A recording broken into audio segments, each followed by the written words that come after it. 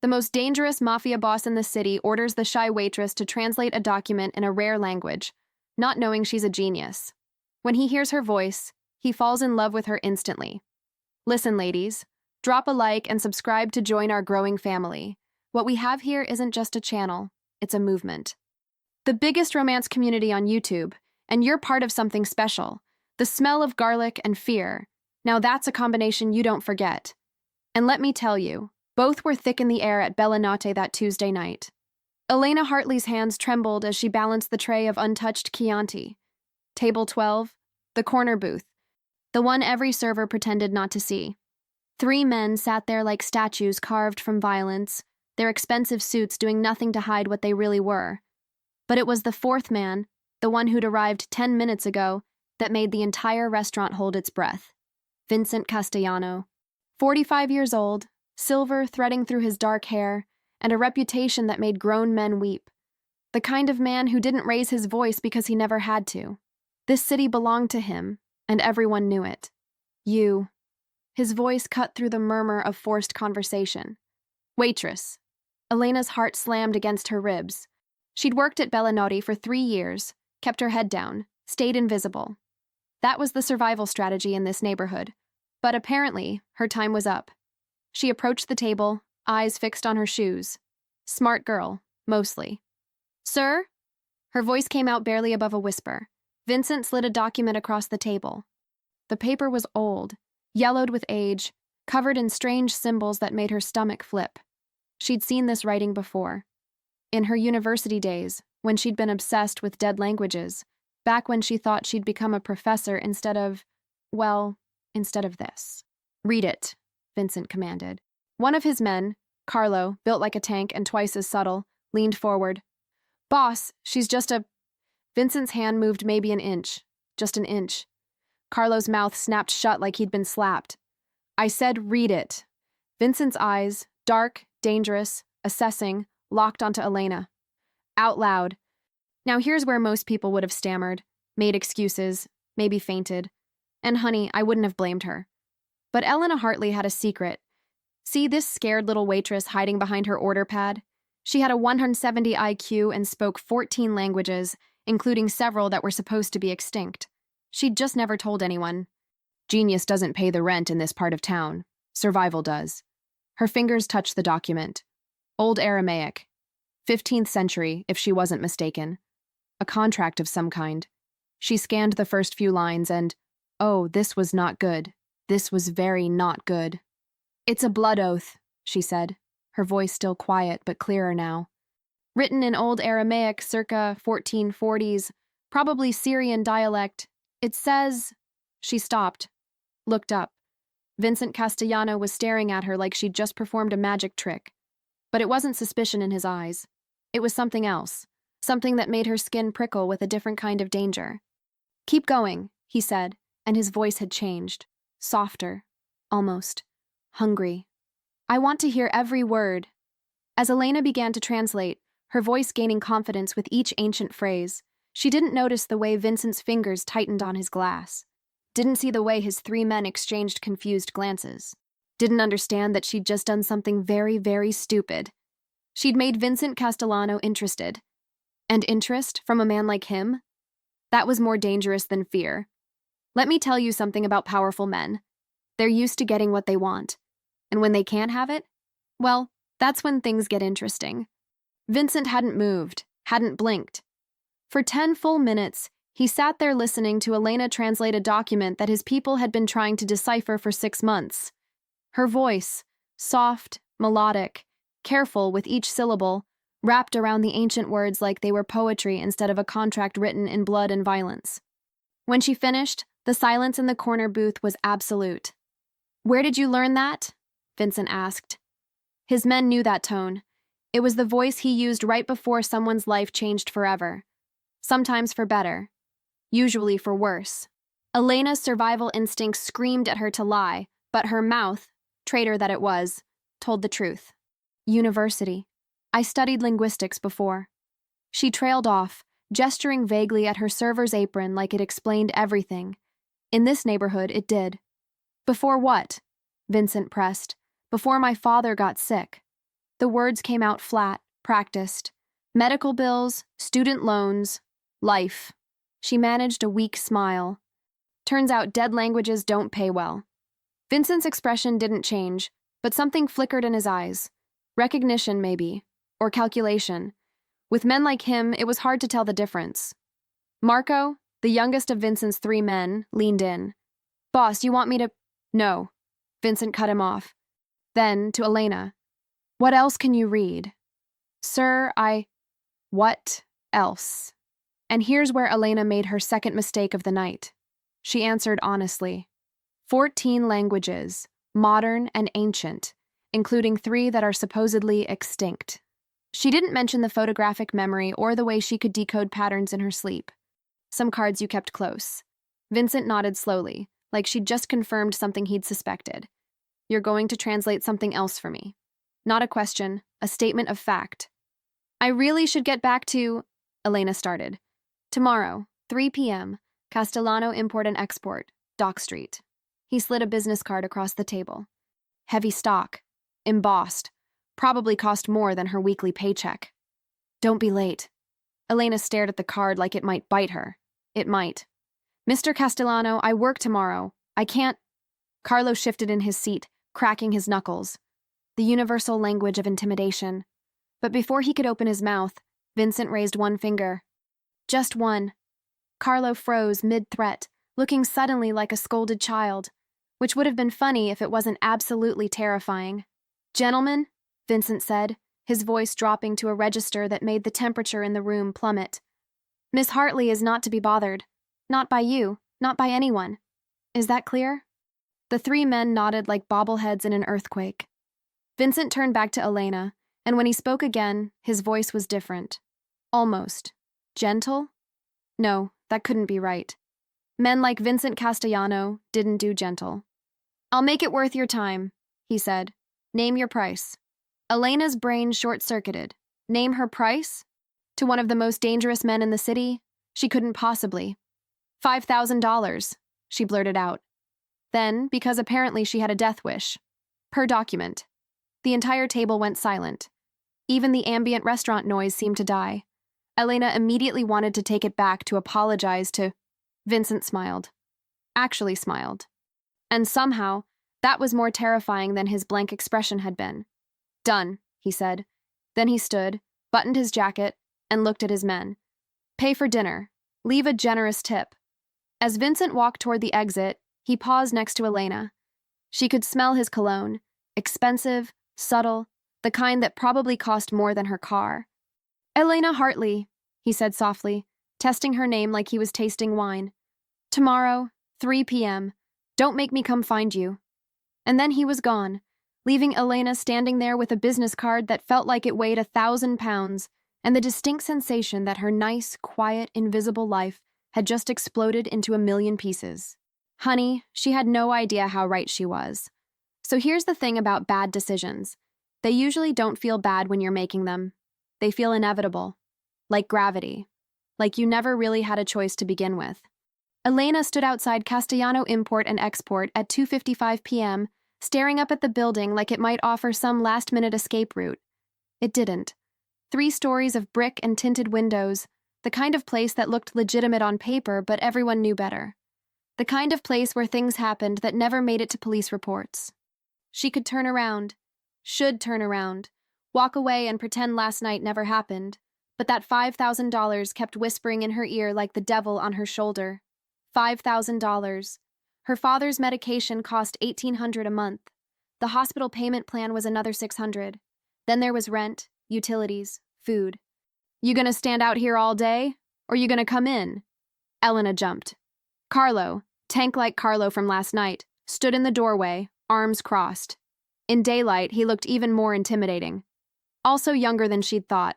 Maybe 35. Old enough to know better, young enough to still think he was immortal. "I was just..."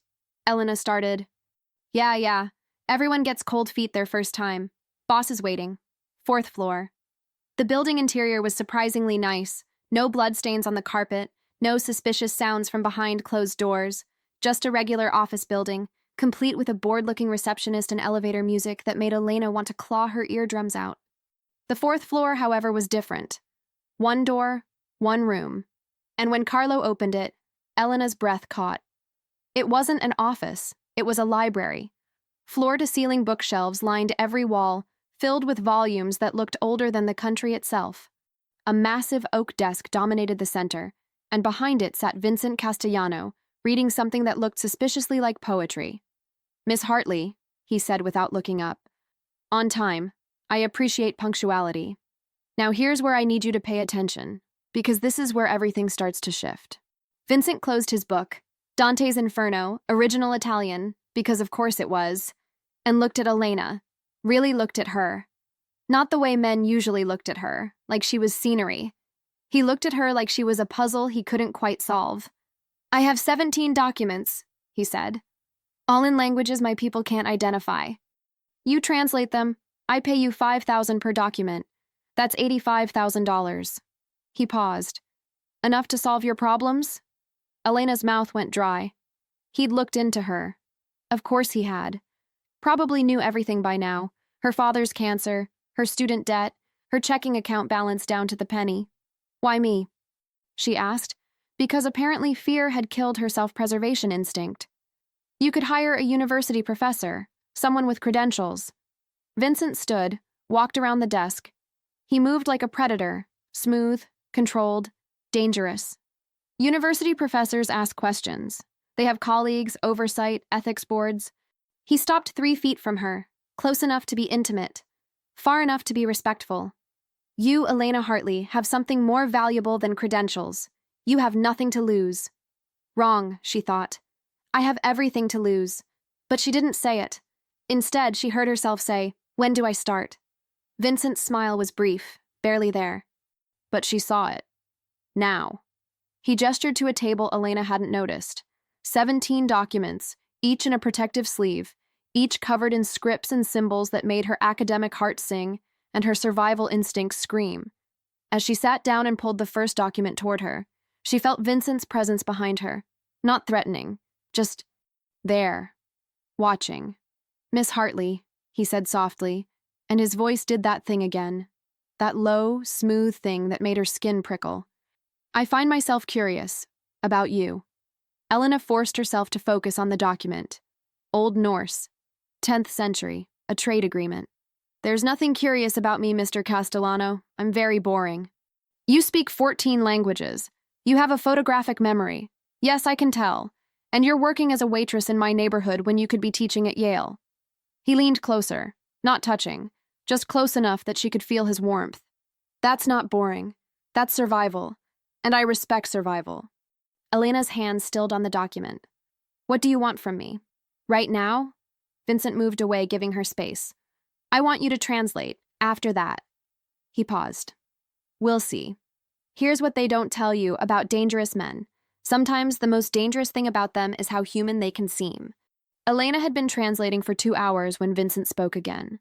Not about documents or money or business, about the book he'd been reading when she arrived. "Do you know Dante?" he asked. Elena didn't look up from the medieval French she was decoding. "Inferno? Yes. Required reading." "What did you think of it?" Now, most people would give a safe answer. Something vague and academic. But Elena, and I'm not sure if this was brave or stupid, told the truth. "I think Dante was a petty man who put everyone he didn't like in hell and called it literature." She glanced up. "But it's beautifully written pettiness." Vincent laughed. Actually laughed. A real laugh, not that hollow sound powerful men make when they're pretending to be amused. His men, Carlo, Marco, and Tony, who'd been standing guard by the door, stared like Vincent had just sprouted wings. "I knew I liked you," Vincent said. Elena's stomach did something complicated. "You don't know me." "Not yet." Those 2 words hung in the air like a promise, or a threat.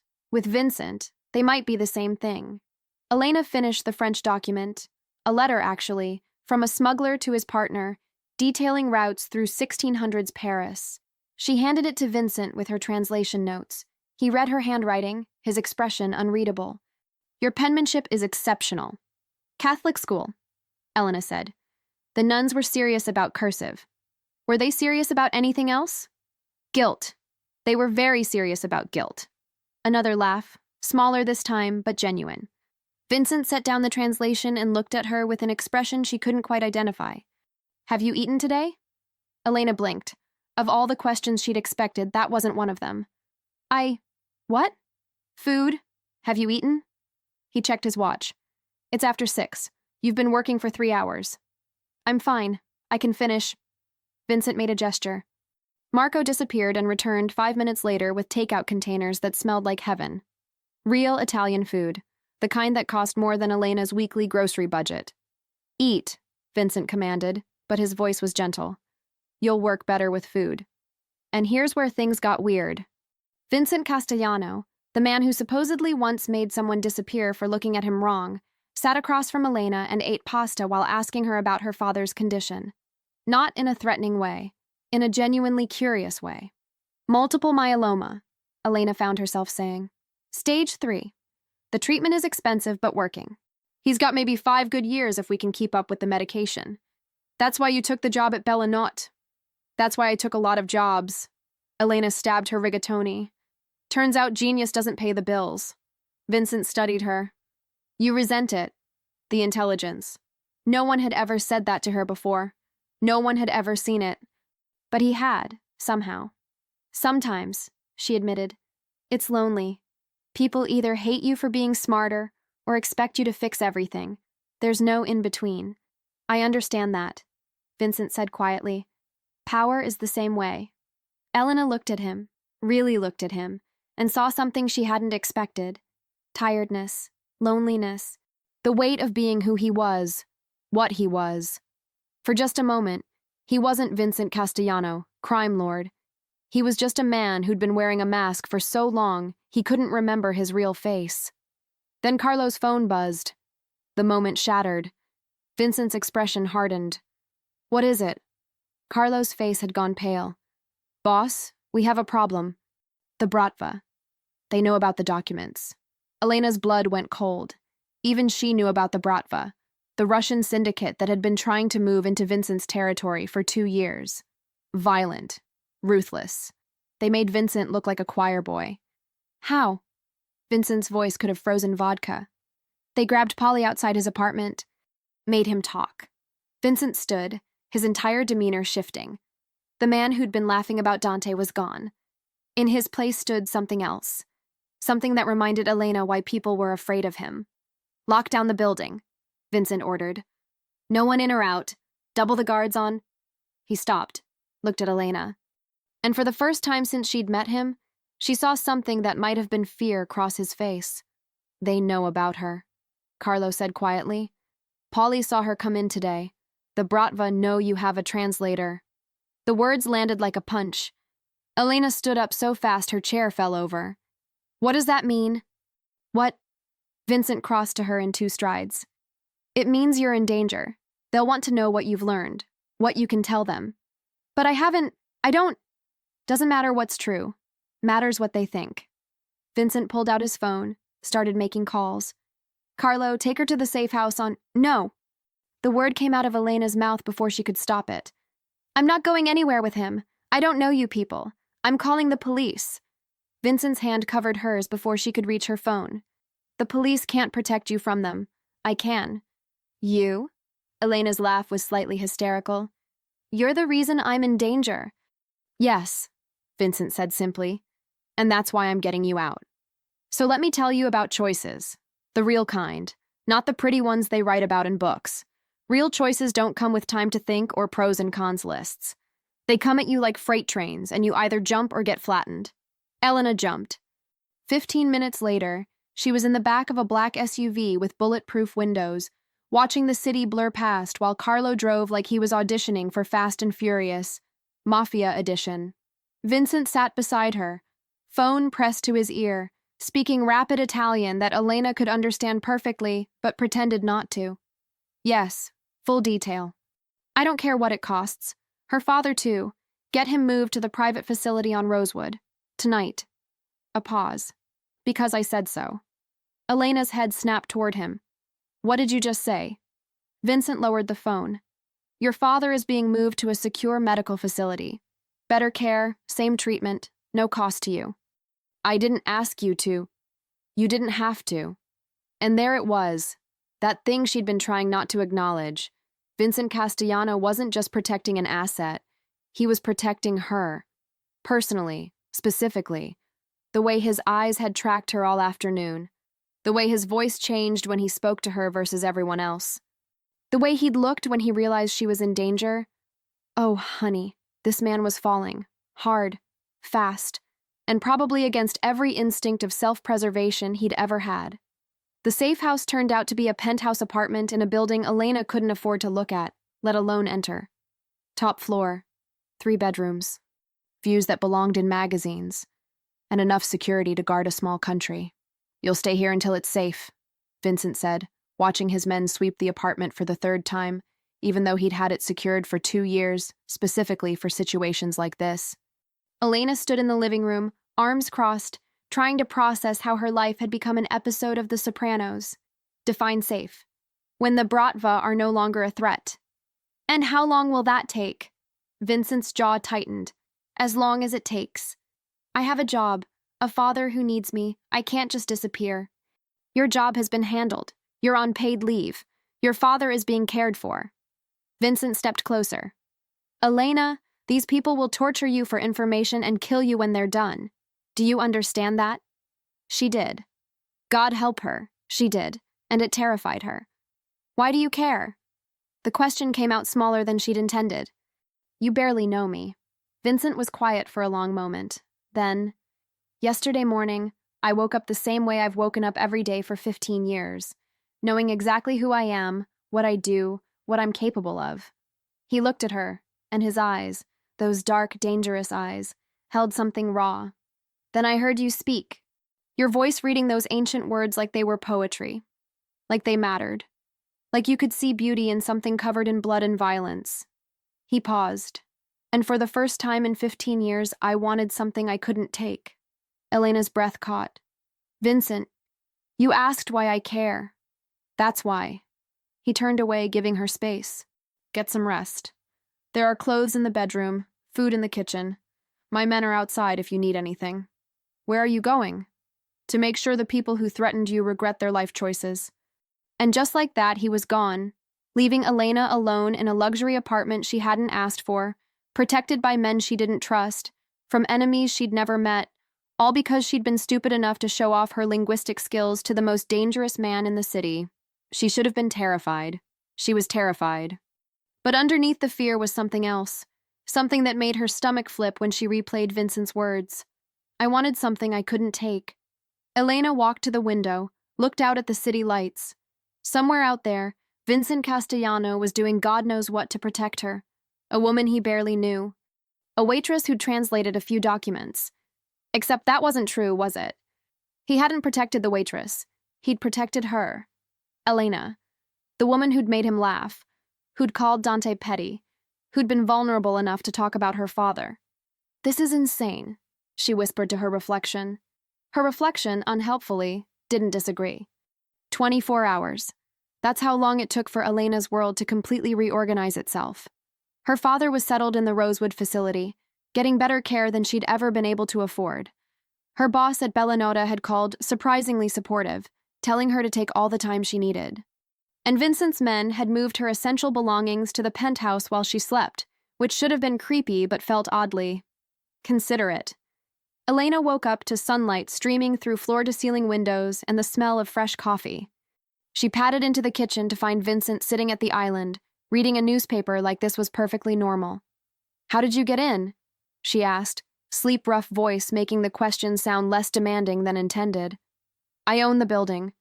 Vincent looked up, and his expression did something complicated when he saw her in the oversized t-shirt and pajama pants his people had apparently bought. Coffee's fresh, breakfast is in the oven. Elena poured coffee, grateful for something to do with her hands. Did you sleep? No. The Bratva? Being handled. 2 words. That's all he'd give her. And Elena realized she didn't want to know what being handled meant. Some doors were better left closed. They sat in silence for a moment. Then Elena said, Thank you. For my father. Vincent nodded, folding his newspaper with precise movements. The documents you translated? They were acquisition records. Proof of purchase for territory and operations dating back 6 generations. He paused. Worth approximately $200 million in today's market. Elena nearly choked on her coffee. What? The Aramaic document from that first night? That was the original blood oath establishing my family's claim to the Eastern Docks. Without it, everything built on that land would be legally questionable. Vincent's eyes met hers. You gave me something my enemies have been trying to invalidate for 3 years. I didn't know. I know you didn't. That's why I trust you. He stood, walked to where she sat, and, carefully giving her time to pull away, took her hand. Elena Hartley, genius translator, terrible waitress, the woman who made me forget how to breathe. Elena's heart hammered. Vincent, this is crazy. You don't know me. Not really. I know enough. His thumb traced circles on her palm. I know you're brilliant and broken and brave enough to stand in a room full of dangerous men without flinching. I know you love your father more than your own safety. I know when you read Old Norse, you get this tiny crease between your eyebrows. He smiled slightly. And I know that terrifies you as much as it terrifies me. We're from different worlds. Worlds collide all the time. You're a... She stopped, not wanting to say it. Criminal? Vincent supplied. Gangster? Murderer? He didn't flinch from the words. All true. I'm not going to lie about what I am, but I'm also a man who hasn't felt this alive in 15 years. And I'm not letting that go without a fight. Before Elena could respond, the apartment door burst open. Marco stumbled in, bleeding from a cut above his eye, panic written all over his face. Boss, they grabbed Tony, the Bratva.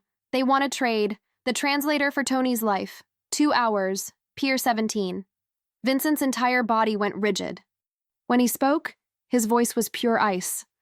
Over my dead body. Boss, Tony's got 3 kids. They sent his wedding ring. They're serious. So am I. Vincent turned to Carlo, who'd appeared behind Marco. Get Dimitri on the phone. Tell him if he hurts one hair on Tony's head, I'll burn his entire organization to the ground. Vincent, Elena said quietly, let me go.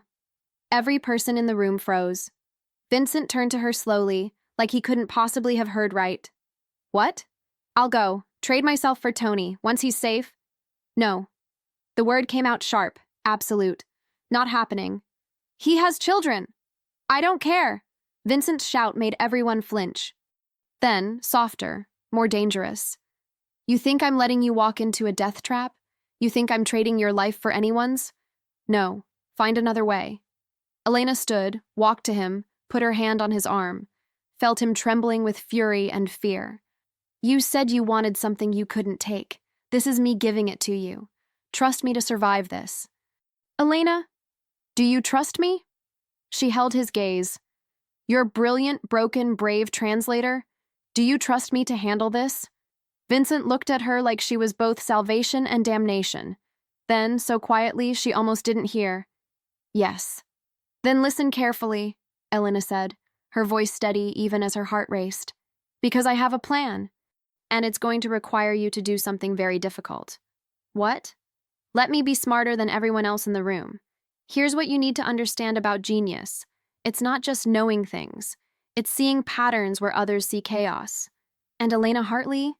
She saw a pattern that could save everyone. The Bratva want leverage, Elena explained, pacing Vincent's penthouse like a professor giving a lecture. They don't actually want me dead. Dead, I'm useless. Alive, I'm a bargaining chip they can use against you for years. Vincent's jaw was tight enough to crack diamonds. So we use that. They think I'm just a translator. They don't know I'm a genius who can memorize anything after seeing it once. Elena stopped pacing, looked directly at him. Give me access to your most sensitive documents. Everything. Let me memorize them. Then when I go to the exchange... You're not going to the exchange. Vincent, listen, when I go, I'll have information they desperately want. Information I can use to negotiate. Not just for Tony's release, but for a permanent truce. Carlo, who'd been standing guard, actually laughed. Lady, you think the Bratva negotiate? They're animals. Animals follow patterns, Elena shot back. I've spent 3 hours reading everything I could find about Dmitry Volkov. He's brutal, yes, but he's also pragmatic. He wants Vincent's territory, but a war would cost him millions. If I can offer him something more valuable than conflict... Like what? Vincent demanded. Elena smiled. A real smile, the kind that made Vincent's chest ache. Like the location of the Kozlov family's hidden accounts, the ones they stole from the Bratva 10 years ago, approximately $40 million. The room went dead silent. Marco broke it first. How the hell do you know about the Kozlov accounts? Document 7, Elena said calmly. The one written in old Russian cipher. It wasn't just a trade agreement, it was a confession letter from Alexei Kozlov to his brother, detailing where they'd hidden the money they embezzled from Dmitri's father. She looked at Vincent. You've been sitting on the biggest bargaining chip in the city and didn't even know it. Vincent stared at her like she'd just walked on water. You memorized that document. I memorized all 17 documents. Photographic memory, remember? Elena walked to him, placed her hands on his chest. Trust me. Let me go to that pier. Let me be the smartest person in the room. I'll bring Tony home, end the Bratva threat, and be back in time for dinner. And if something goes wrong? Then you come in with every gun you have and paint that pier red. But it won't come to that. She stood on her toes, kissed his cheek softly. I'm not just smart, Vincent. I'm smarter than them. And that's our advantage. Vincent closed his eyes, every instinct screaming at him to lock her in this penthouse and handle the Bratva his way. The violent way. The way he'd always handled threats. But then he remembered her voice reading ancient texts, her laugh when he'd talked about Dante. The way she'd looked at him without fear, without judgment, just seeing him. If you die, he said quietly, I'm burning this entire city down. Noted, Elena said. Now give me those documents. I have studying to do. 2 hours later, Elena Hartley walked onto Pier 17 with nothing but her genius and a recording device hidden in her sleeve. Behind her, in the shadows, Vincent Castellano and 30 of his best men waited. This was either the smartest plan anyone had ever executed or the stupidest way to die.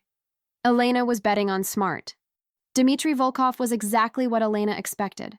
6'4" of controlled violence wrapped in an expensive suit, flanked by men who looked like they ate glass for breakfast. Tony knelt in front of them, bloodied but alive, his eyes going wide when he saw Elena approaching alone.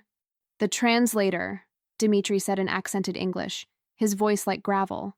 Vincent Castellano sends a woman to negotiate? He insults me. He sends his best asset, Elena corrected, stopping 10 feet away. And I'm here to offer you something better than war. Dmitry's laugh was harsh. You offer me? Little girl, you are in no position to offer anything. You will tell me everything you learned from Castellano's documents. Then I will decide if you live or die. Now here's where most people would panic. But Elena? She smiled. You're right. I could tell you what I learned. But why would I do that when I could tell you where $40 million of your family's money has been hidden for the last decade?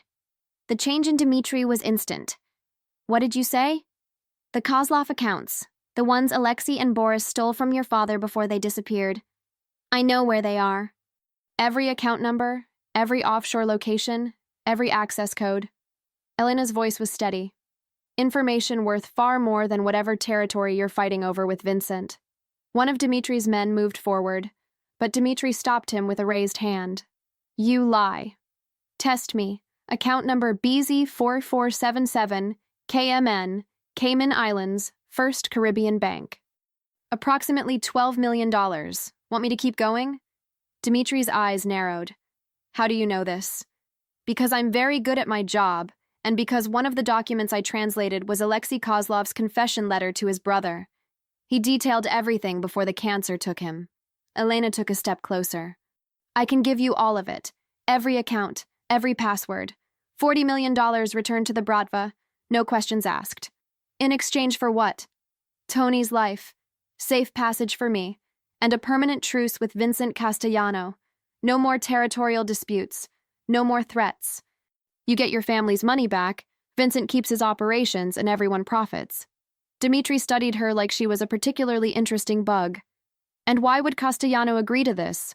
Why not keep the information himself? Because he didn't know it existed until 3 hours ago. And because...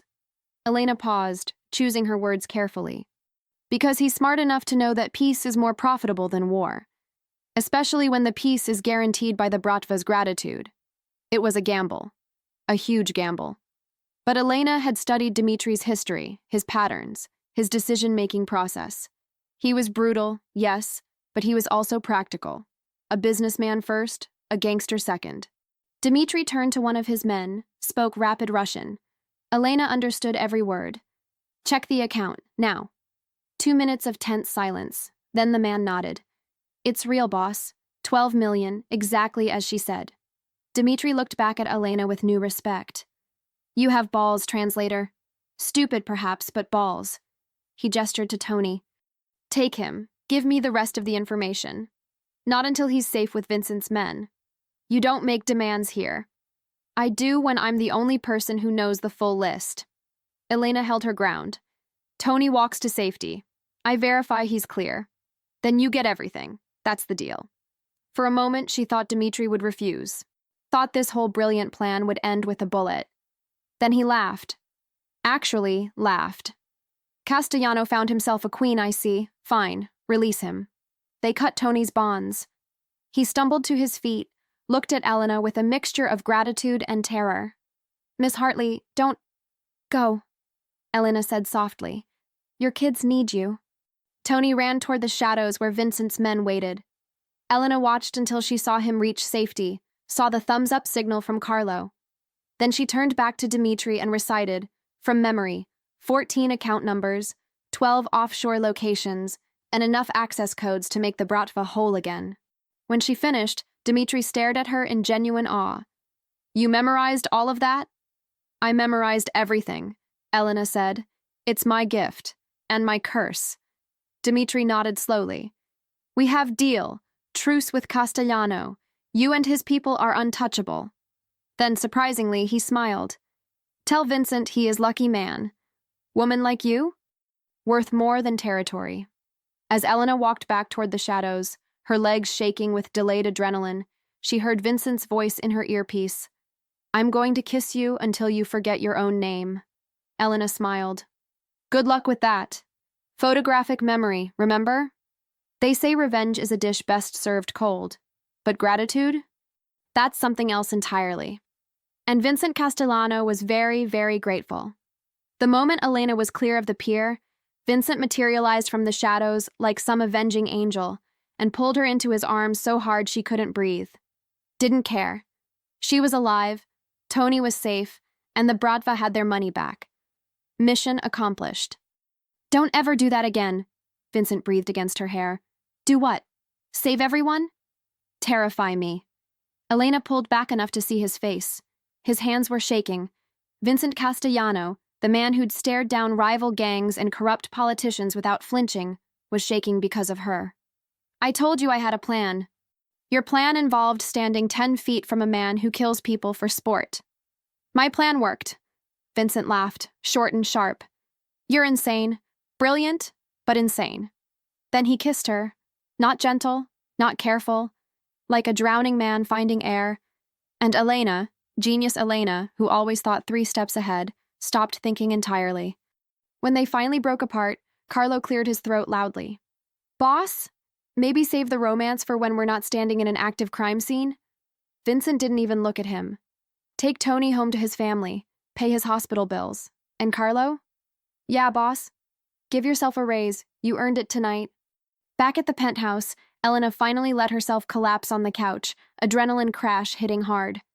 Vincent poured her whiskey, expensive stuff that probably cost more than her car, and sat beside her close enough that their thighs touched. The Kozlov accounts, he said quietly. You really memorized all of that from one document? Yes. And you just gave it away. $40 million. Elena sipped the whiskey, feeling it burn. It wasn't mine to keep, and peace is worth more than money. She looked at him. Isn't it? Vincent studied her like she was a puzzle he'd never quite solve. Most people in your position would have asked for a cut, negotiated for themselves. I'm not most people. No, Vincent agreed. You're really not. He set down his glass, turned to face her fully. Elena Hartley, 28 years old, genius translator, terrible waitress, worst negotiator I've ever met. You could have asked for half that money, and the woman I'm fairly certain I'm falling in love with. Elena's breath caught. Vincent, I know, it's fast, it's crazy. We're from different worlds. You're too good for me. I'm dangerous, etc. He cupped her face gently. But I'm 45 years old. I've spent 2 decades being exactly who everyone expected me to be. And then you walked into my restaurant and read ancient Aramaic like it was poetry, and suddenly I remembered what it feels like to want something more than power. What do you want? Elena whispered. You. Whatever version of you that you're willing to give me. As a translator, as a friend, as... He stopped, vulnerability flickering across his face. As whatever you'll allow. Elena's brain, her brilliant, analytical brain, laid out all the logical reasons this was a terrible idea. He was a criminal. She was ordinary. This could never work. But her heart, stupid thing that it was, didn't care about logic. I think, she said slowly, I'd like to start with dinner. A real dinner, not takeout in a warehouse office. Vincent smiled. I know a place. Is it legal? Mostly. Vincent. Fine, completely legal. Best Italian food in the city. I'll pick you up tomorrow at 7. This is a date? Elena couldn't quite believe it. You're asking me on an actual date? I'm asking if you'll let me take you somewhere nice and pretend, for 2 hours, that I'm just a man who's fascinated by a woman. Vincent's thumb traced her cheekbone. So yes, a date. Elena should have said no, should have been smart. Instead, okay. Okay? 7 o'clock. But Vincent? She caught his hand. No more rescues, no more danger, just dinner. Deal, Vincent said. Then softer, thank you. For tonight. For Tony. Thank you for trusting me to be smart. They sat in comfortable silence, whiskey warming their stomachs, the city lights twinkling beyond the windows. And for the first time in weeks, Elena felt safe. So here's the thing about happy endings. They don't come easy. And just when you think everything's settled, that's when the real trouble starts. Elena wore a blue dress to dinner. Nothing fancy. She didn't own fancy. But it made her feel pretty. Vincent picked her up precisely at 7, looking unfairly handsome in a dark suit that probably cost more than her college tuition, and drove her to a restaurant that definitely wasn't in her neighborhood. Giuliano's. One of those places where they don't list prices on the menu, because if you have to ask, you can't afford it. The owner greeted Vincent like family, led them to a private table in the back, and the next 2 hours were perfect. They talked about everything. Vincent's childhood in Queens, raised by a single mother after his father died. Elena's years at university, the pressure of being the smartest person in every room. They debated books, argued about movies, discovered they both hated olives but loved artichokes. Normal things. Human things. For 2 hours, Vincent wasn't a crime lord. Elena wasn't a genius. They were just 2 people who liked each other, laughing over pasta and wine. Then Vincent's phone rang. He ignored it the first time. The second. By the third call, his expression had darkened. I'm sorry, I need to take this. He stepped away, spoke in low, urgent Italian. When he returned, the warmth in his eyes had been replaced by something cold, something dangerous. We need to leave, he said quietly. Now. Elena's stomach dropped. What's wrong? Not here. Vincent put cash on the table, way too much, and guided her toward the back exit. Carlo's bringing the car around. Stay close to me. They'd almost reached the door when Elena saw them, 2 men she'd never seen before, blocking the exit. Vincent's hand tightened on her arm. Vincent Castellano, one of them said. Not Russian, not Italian. American. Federal agents, Elena realized with growing horror. FBI, you and Miss Hartley need to come with us. On what grounds? Vincent's voice was ice. We have questions about your involvement in an illegal smuggling operation, and questions for Miss Hartley about the documents she's been translating. The agent smiled, shark-like. Documents that contain evidence of federal crimes spanning 3 decades. Elena's blood went cold. Those documents, the 17 she'd translated. She'd been so focused on the information they contained, she hadn't considered what they represented. Evidence, proof, enough to bring down Vincent's entire organization. She had nothing to do with... Vincent started. She translated them. That makes her an accessory. The agent looked at Elena. Unless she's willing to testify against Mr. Castellano, in which case we can arrange full immunity. And there it was. The trap. The real trap. Not the Bratva. The FBI. Elena looked at Vincent, saw the resignation in his eyes. He'd known this might happen, had probably known from the moment she'd started translating, and he'd let her do it anyway. "Miss Hartley," the agent pressed, "you're not a criminal. You're a victim here. Testify and you walk away. Refuse and you're facing 15 years as an accomplice." Vincent's hand dropped from her arm. "Elena, listen to them." "What?" "They're right. You're not part of this world. You never were." His voice was steady, but she could see the pain beneath it. "Testify. Tell them everything. Save yourself." Elena stared at him. "You can't be serious." "I'm very serious. You have your whole life ahead of you. Your father needs you. Don't throw that away for you?" Elena's voice cracked. "You think I'm going to testify against you after everything?" "It's the logical choice," Vincent said softly. "The smart choice. And you're the smartest person I know." The agents waited. The restaurant was silent. And Elena Hartley, genius translator, made the dumbest decision of her life. "No," she said. "I'm not testifying." The agent's smile vanished. "Miss Hartley, you don't understand what you're—" "I understand perfectly." Elena's voice was clear, steady. "Those documents were written in dead languages. My translations are interpretations, not evidence. And legally speaking, you'd need to prove intent to use them criminally, which you can't, because I translated them for academic purposes only." Vincent's eyes widened. The agent's jaw tightened. "That's a very convenient interpretation. It's the legally accurate interpretation. I'm not a lawyer, but I spent 6 years in university. I know how evidence works." Elena stepped closer to Vincent. "So unless you're planning to arrest me for being good at my job, we're leaving." The agents exchanged glances. "We could make your life very difficult, Miss Hartley." "You could try," Elena said. "But I'm smarter than you. And I have a very good memory for faces, badge numbers, and federal overreach. So please, try." For a long moment, nobody moved. Then the agent stepped aside. Vincent took Elena's hand and they walked out together into the night. They didn't speak during the drive back to the penthouse. Vincent gripped the steering wheel like it was the only thing keeping him grounded, and Elena stared out the window, processing what she'd just done. She'd chosen him, chosen this life, chosen to stand against the FBI for a man she'd known for less than a week. Her brilliant brain screamed that it was stupid, reckless, potentially life-ruining. Her heart didn't care. Inside the penthouse, Vincent finally exploded. "What the hell were you thinking?" Elena spun on him. "What was I thinking? What were you thinking? Testify against me, Elena. Save yourself, Elena. Like I'm some damsel who needs saving. You do need saving. From me. From this." Vincent gestured wildly at everything. "I'm poison, Elena.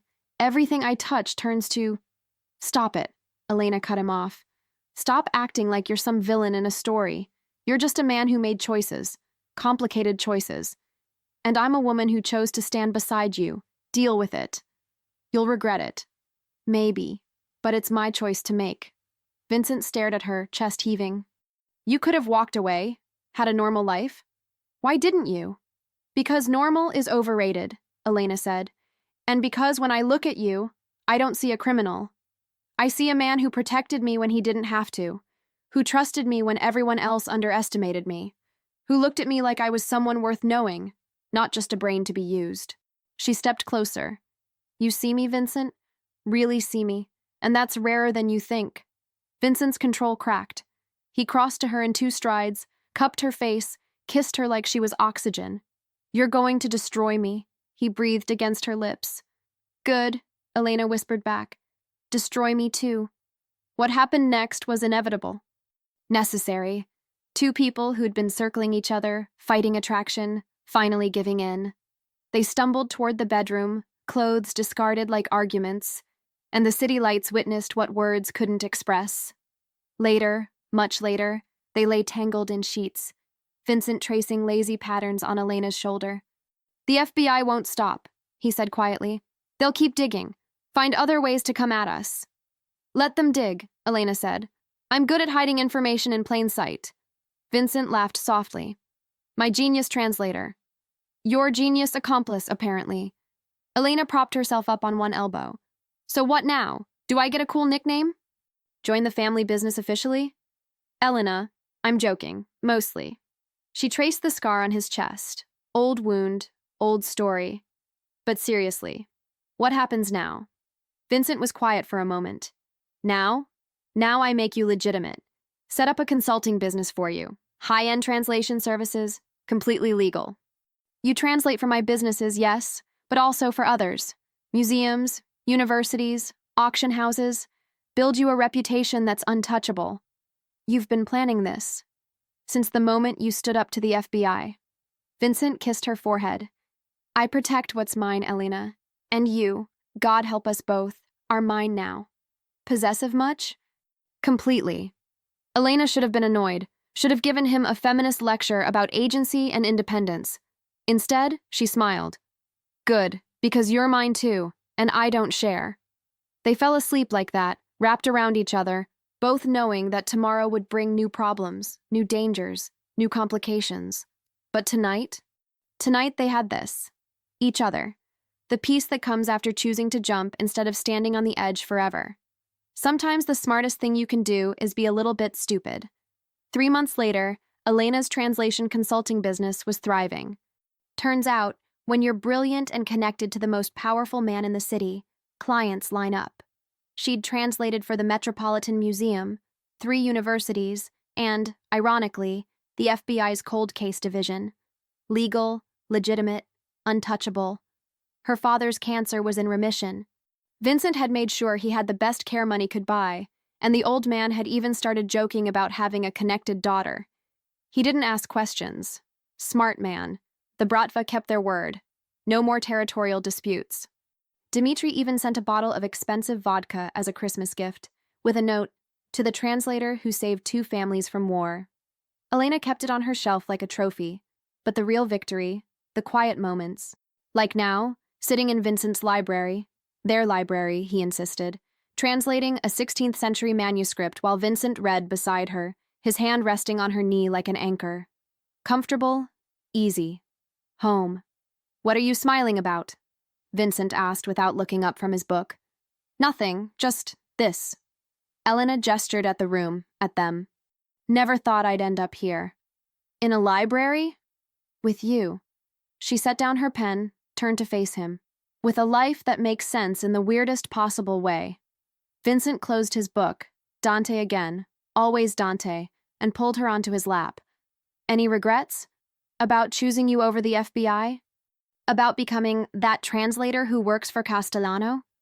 About falling in love with the most dangerous man in the city? Elena pretended to think. No, not one. Even though I'm still a criminal? Even though. Although. She traced his jaw. You've gone suspiciously legitimate lately. Almost like someone's reforming you. Don't spread that rumor. Bad for business. Vincent's smile was soft. But maybe I'm getting too old for the violent stuff. Maybe I want to build something that lasts. Something legal. Something my... He stopped. Something your what? Vincent's expression turned serious. Nervous even. Something my wife could be proud of. Elena's heart stopped. Wife? He reached into his pocket, pulled out a small box. Elena Hartley, genius, pain in my ass, love of my life. Will you marry me and make me the luckiest criminal-turned-legitimate businessman in history? Elena stared at the ring, simple, elegant, perfect, then at Vincent. This is insane. Completely. We've known each other 3 months. 93 days. But who's counting? Your world is dangerous. I'll keep you safe. I'm terrible at being a mob wife. Good thing I'm becoming less mob and more businessman. Vincent's voice softened. Say yes, Elena. Let me spend the rest of my life proving I'm worth the risk you took. Elena looked at this man, this complicated, dangerous, surprisingly gentle man, and saw their future. Messy. Complicated. Probably illegal in some ways. But theirs. Yes, she said, but on one condition. Anything. No more secrets. No more protecting me by keeping me in the dark. We're partners, equal partners. Deal? Vincent slipped the ring on her finger. Deal. Although, in the interest of full disclosure, I should tell you that Carlo's been teaching me Old Norse. I wanted to surprise you by reading those sagas you love. Elena laughed, actually laughed, and kissed him. You're learning Old Norse for me? I'm learning everything for you. And there, in that library full of ancient texts and dangerous secrets, Elena Hartley, genius translator, accidental mob wife, woman who'd chosen love over logic, found something she'd been searching for her whole life. Someone who saw her, all of her, and loved her anyway. 6 months later, they were married in a small ceremony. Tony and his kids came. Dmitri sent flowers. The FBI sent surveillance. And Elena walked down the aisle in a dress that cost more than her old apartment, toward a man who'd built her a library as a wedding gift. Her vows were in Old Aramaic. His were in Italian. Nobody understood either language except them. Perfect. Because some things don't need translation. Some things transcend language entirely. Like two broken people finding wholeness in each other. Like a dangerous man learning gentleness. Like a genius woman learning that sometimes the smartest choice is following your heart. Vincent Castellano kissed his bride, and the city, their city, held its breath. Then exhaled. Because love, even dangerous love, even complicated love, even love that makes absolutely no logical sense, that's still love. And love always wins.